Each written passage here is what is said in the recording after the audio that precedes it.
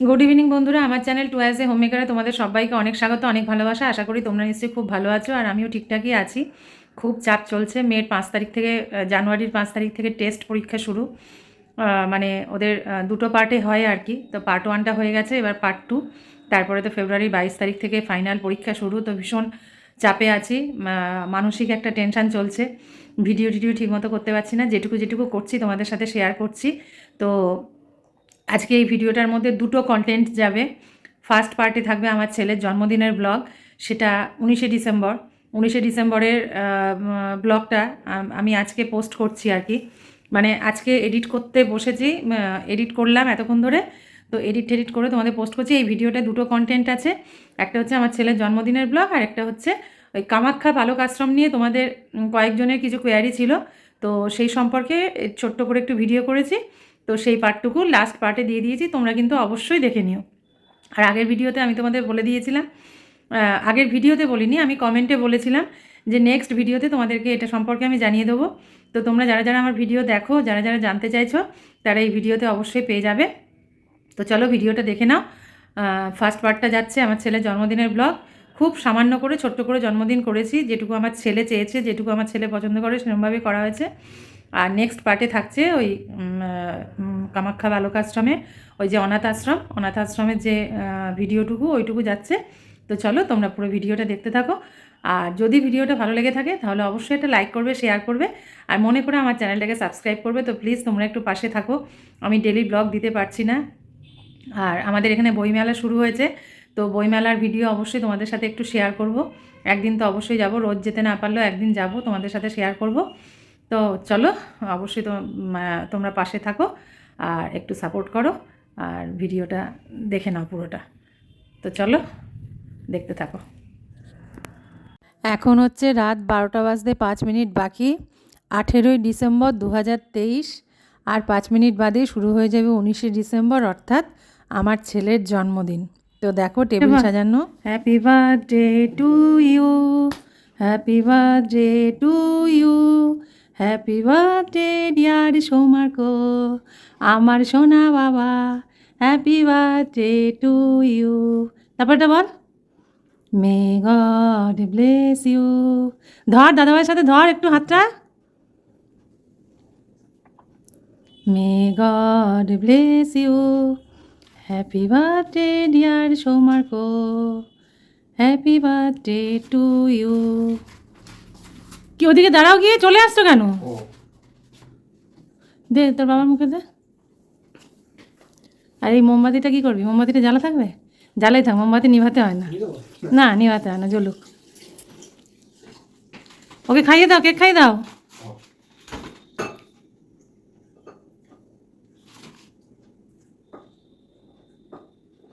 ওইটা একটুখানি ইয়ে করে দাঁড় করিয়ে দিলে ভালো হতো। উপর থেকে ভেঙে দাও।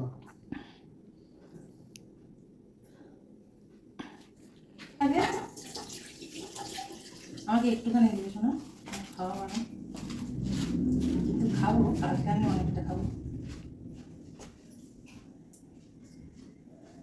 অল্প অল্প অল্প অল্প।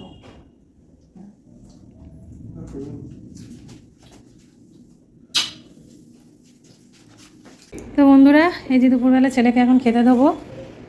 প্রথমে আগে এই আশীর্বাদ পর্ব, এই যে পায়েস রেখেছি, আর এখানে এই যে ধান দুব্বো রেখেছি।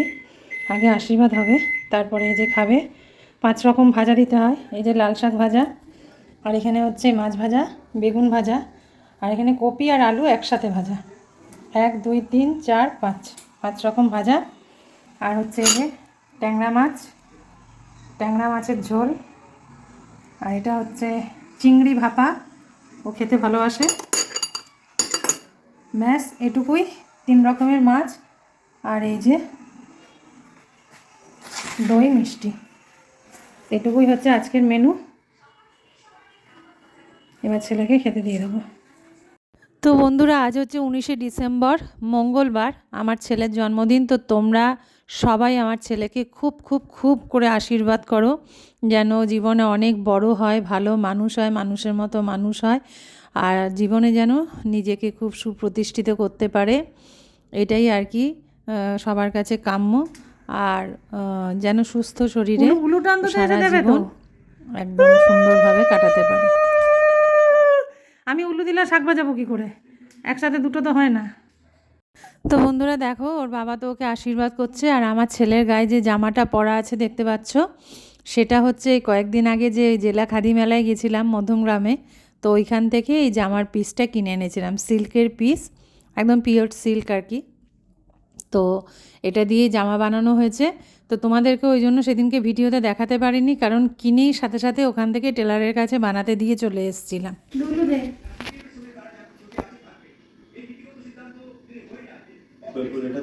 একটু উলু দে, দে না, দে উলু দে ভালো করে। উলুটা দাও, তোমার উলুর যে জনগণ শুনতে চায়। আর বন্ধুরা, আমার মেয়ে আগে ছোটোবেলায় খুব ইনোসেন্ট ছিল, এরকম কোনো অনুষ্ঠান হলেই, ভাইফোঁটা বা জন্মদিন হলেই ও এমন উলু দিত, সেই ভিডিওগুলো করে রাখা হয়েছে। আর আমার ছেলে এমন খিল্লি ওড়াতো, এখন তো অনেকটা বড় হয়ে গেছে, ব্যাস এখন আর উলু টুলু কিচ্ছু দিতে চায় না। আগে ছোটোবেলায় এতটাই ইনোসেন্ট ছিল, ও নিজেই ভাইফোঁটা দিত, নিজেই উলু দিত, ওই জন্মদিনের সময় নিজে আবার ধান দুব্য দিয়ে আশীর্বাদ করতো, বারণ করলেও শুনবে না, আর তার সাথে উলু দিত। আর সে যে উলু যা বিকট, সে শুনে আমরা সবাই হাসতে হাসতে মরতাম। আর আমার ছেলে এত খিল্লি করেছে, এত খিল্লি করেছে, এখন আর মুখ দিয়ে এক ফোঁটা উলু বের করে না। তো ওই জন্য দেখো, আমরা বলা সত্ত্বেও একটুও উলু টুলু দিচ্ছে না। তো যাই হোক, আমাদের তো আশীর্বাদের পর্ব শেষ হয়ে গেল, আমিও আশীর্বাদ করে দিলাম, আমার ওর বাবাও আশীর্বাদ করে দিল। এবার ছেলে খাওয়া দাওয়া করে নিক, খুব অল্পের ওপর দিয়ে ছোট্ট করে আমরা জন্মদিনটা পালন করলাম। গুড ইভিনিং বন্ধুরা, এখন যাচ্ছি, এখন রাত 6:54 বাজে, আর আমরা একটু রেডি হয়েছি, যাব হচ্ছে ব্যারাকপুর ডিবাপিতে বিরিয়ানি আনতে। আমার ছেলে খুব একটা মানে জাঁকজমক করে জন্মদিন করা ঠিক পছন্দ করে না, ওই অল্পের উপর দিয়ে সন্তুষ্ট। আমাকে বললো, মা আমাকে একটু বিরিয়ানি খাইও, ডিবাপির বিরিয়ানি, তাহলেই হবে। তা দুপুরবেলা তো হয় না, কারণ দুপুরবেলা একটু নিয়মকানুন তো থাকেই। তো সেই কারণে এখন যাচ্ছি, ওই ডিবাপিতে যাচ্ছি, বিরিয়ানি নিয়ে আসি, টোটো করে যাচ্ছি। ওই মাটন বিরিয়ানি খাবে বললো, তো মাটন বিরিয়ানি নিয়ে চলে আসি। ঠিক আছে, তো চলো যাই।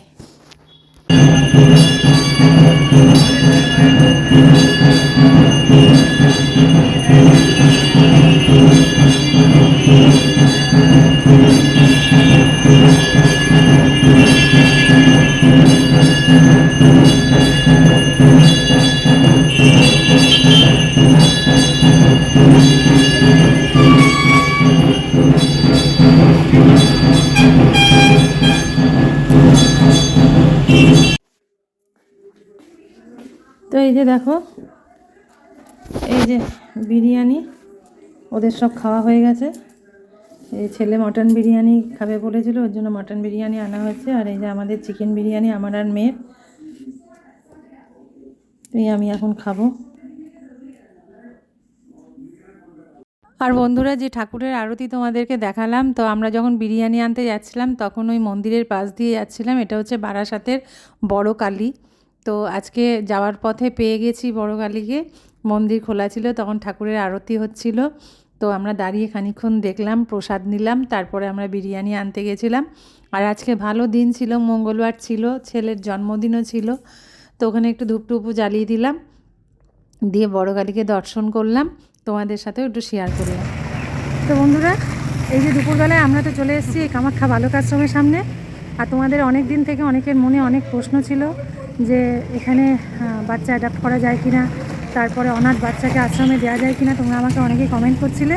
তো সেই খোঁজেই আমি আজকে এসেছি, কারণ আমিও পুরো ভালোভাবে জানি না। তো তোমাদের বলেছিলাম একদম সরাসরি ভিডিও করে আমি তোমাদেরকে দেবো। তো এই দেখো, আমার দিদিকে নিয়ে আমি চলে এসেছি। এবার ভেতরে যাব, গিয়ে ওনাদেরকে জিজ্ঞাসা করবো, তোমাদের যা যা কোয়ারি ছিল সেইগুলো সব জেনে নেবো, জিজ্ঞাসা করবো। তো চলো ভেতরে যাওয়া যাক, আরেকবার তোমাদের দেখিয়ে নিই। এই দেখো, এই যে কামাখ্যা বালক আশ্রম, চলে এসছি।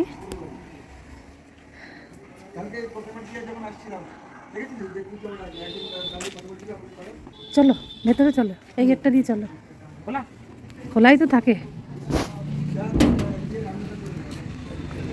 চলো, এই দেখো এখানে খেলছে মন্দির। আমি এর আগে এখানে এসে করে গেছি, ওই যে ভেতরে ওই পাশে মেয়েদের থাকারও জায়গা আছে। এই দিকটা ছেলেদের, ওই দিকটা মেয়েদের।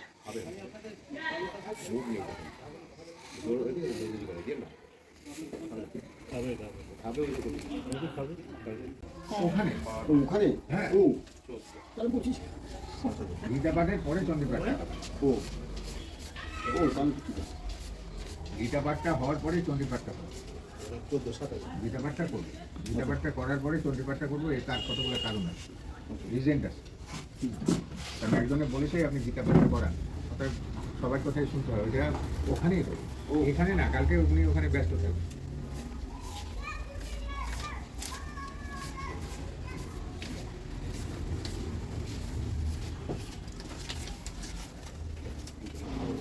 আপনি 200 টাকা এক্সট্রা রাখেন গাড়ি ভাড়া। আপনি কারণ আজকে যদি না আনা হয় তাহলে আর আসবেন গাড়ি ফিরবেন তখন আমার এখানে দিয়ে যাবেন রাস্তায়। হ্যাঁ আমি বলছি স্বপন তো আপনাকে চেনে, আমি যদি স্বপনকে দিয়ে পাঠিয়ে দিই। কোন সময়? ওই যে স্বপন চক্রবর্তী হ্যাঁ ওইটাই টেপো, ওই যে কালোটা। আপনি দিতে পারেন, আপনি তো তোমাদের কয়েকজনের মনে প্রশ্ন ছিল যে এখান থেকে বাচ্চা অ্যাডাপ্ট করা যায় নাকি। এখান থেকে বাচ্চা অ্যাডাপ্ট করা যায় না। আমরা ভেতরে ঢুকেছিলাম, তো এখানকার যিনি ফাউন্ডার উনি সরাসরি ইউটিউবে ওনার বক্তব্য রাখবেন না, তো যার জন্য বললেন যে আমি বলে দিচ্ছি, আপনি শুনে আপনি তারপরে বলে দেবেন। তো এখান থেকে কোনো বাচ্চা অ্যাডাপ্ট করা যায় না। এই হচ্ছে 1 নম্বর। আর 2 নম্বর হচ্ছে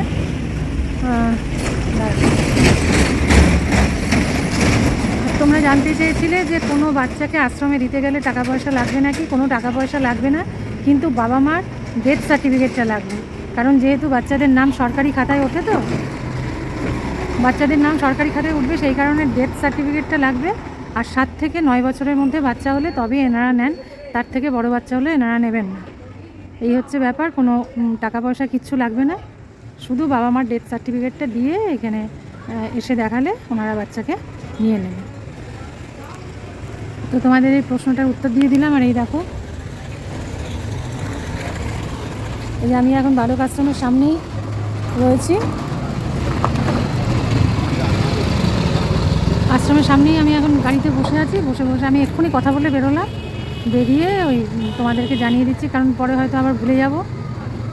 এই যেটুকু যা তথ্য পেলাম তোমাদের জানিয়ে দিলাম, আশা করি তোমাদের কাজে লাগবে।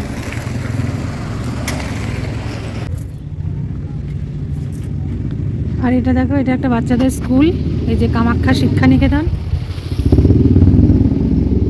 5ম শ্রেণী থেকে 8ম শ্রেণী পর্যন্ত। এই কামাখ্যা বালক আশ্রমের এখানে স্কুল।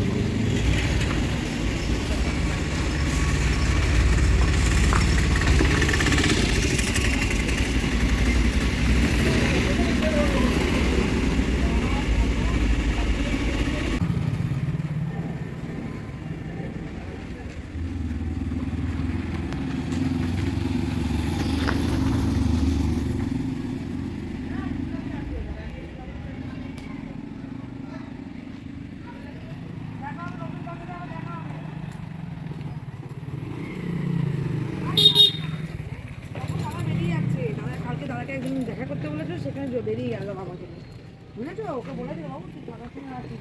বাবা বলে, ঠিক আছে। এটা বোধহয় কোনো খ্রিস্টান নিয়ে, বুঝেছো, মাদার মেরি লেখা আছে। নার্সিং হোম নাকি নার্সিং ইনস্টিটিউট, বুঝতেও পারছি না। আর তোমরা অনেকেই জানতে চেয়েছো যে বারাসাত স্টেশন থেকে এখানে আসার ব্যবস্থা কি। বারাসাত স্টেশন থেকে চাপাডালিতে আসতে হবে। বারাসাত স্টেশন থেকে চাপাডালি 2 মিনিট লাগে। ওখান থেকে অটো ধরে সোজা একদম কামাখ্যা বালক আশ্রম বললে একদম সোজা নিয়ে চলে আসবে। চাপাডালিতে এসে ওখান থেকে অটো ধরে নিতে হবে। বারাসাত স্টেশনে নেমে মিনিট 2 লাগে চাপাডালি পৌঁছাতে। এটাই আর কি তোমাদের সাথে শেয়ার করলাম। আর ওই যে আমার দিদি ওই যে ফোনে গল্প করছে, ফোন করা হয়ে গেলে তারপর আমরা বেরিয়ে যাব। তা তোমরা এই বারাসাত স্টেশনে নেমে সোজা চাপাডালিতে গিয়ে ওখান থেকে অটো ধরে কামাখ্যা বালক আশ্রমে চলে যেতে পারো। একদম এই আশ্রমের সামনে এসে তোমাদেরকে নামাবে। তো এই দেখো আমার দিদির এই যে পেঁপে গাছ, দেখো কত পেঁপে হয়েছে, দেখেছো? এই যে এই পেঁপেটা পেকেছে, এই পেঁপেটা আমি নিয়ে যাব। এই দেখো, এই যে পেঁপেটা পারবো। মন্দি এদিক দিয়ে মুখ বাড়াও। ফিসটা কি করে তো এটা দিয়ে চলে যাবে এই পারলাম, দাঁড়া এই তো। প্যাকেট দিয়ে একটা এই সুন্দর পেকে গেছে গো, ঠিক আছে একদম এই যে নরম হয়ে গেছে।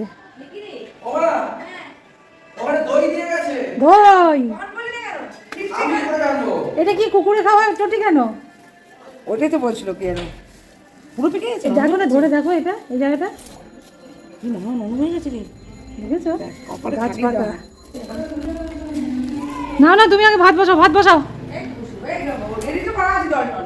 আগে বসাও। ওই প্রেসার কুকার লাগাওনি তো? লাগাম কেন? তাহলে বিস্কুট লাগাম কেন? ওটা যে সিটি ফেলো না। না এই মাছগুলি খেয়ে যাবে। চাপ। এখন মন্দির বাড়িতে খাচ্ছি পেঁপে দিয়ে হ্যাঁ, পেঁপে। আরে আমার বাড়িতে তো এগুলো কেউ খায় না, এটা বোঝো না কেন? মুগের ডাল কেউ খাবে না, পেঁপে দিয়ে ডাল কেউ খাবে না। বোবেরাক্স যাবো আমি আবার আজকে। কি বোবেরাক্স যাবো। কোথায়? বোবেরাক্স। ও, সেটা আবার কোথায়? মিশন অফিসের ওখানে। তাই, চাঁদনি চক। হ্যাঁ। ও, ওখানে ওদের ওখানে খিচিং খিচিং। ভালো বেশ ক্রিসমাস হয়। মানে ও। ওদের ওখানে বিষয়টা হচ্ছে ওদের ওখানে যারা থাকে ম্যাক্সিমাম জামা পড়ো, জামা পড়ো। না এখন জামা পড়বো না, একটু সয়ে যাবে ব্যাপারটা। কাঁপছে পুরো। হয় হয় বাইরে হাওয়াটা লাগছে।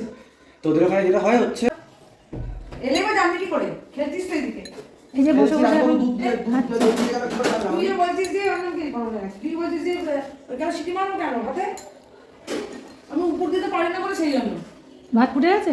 না হাত না ফুটে দেবো চাল চালা খাবো না। আমি ভাবছি ওর মধ্যে সব দিয়ে বসানো। আর ডালে তো তোমরা এমনি দুটোর সময় খাও। হ্যাঁ এই তো হয়ে গেল। আমি ভাবছি অনেক দেরি হয়ে গেল। না হয়তো ভেতরটা ঘুরলে অনেক একটু দেরি হতো আমি টাইম আমি তো তোমাকে নিয়ে গেলাম তোমাকে একটু দেখাবো বলে। কামার খা- আরেকটু আগে বেরোলে 1 ঘন্টা বেরোলে আমার হাতে আমি শুনে চলে আসতাম এবার আমি তোমাকে আগে বলিনি কেন? তাপসদা কটায় বেরোবে ঠেরোবে? আর তারপরে যখনই বেরোলাম আমি এসে তো করে আমার তো সব তারপরে রেডি করে আমার টিফিন খেতে রেডি করে লাগে আমি 11:35 তো বেরিয়ে গেছে তারপরে তুমি কাজে থেকে আসবে। এসে আমার কোনো কাজ থাকে না তো পরে এখানে আমার আজকে সব কাজ কমপ্লিট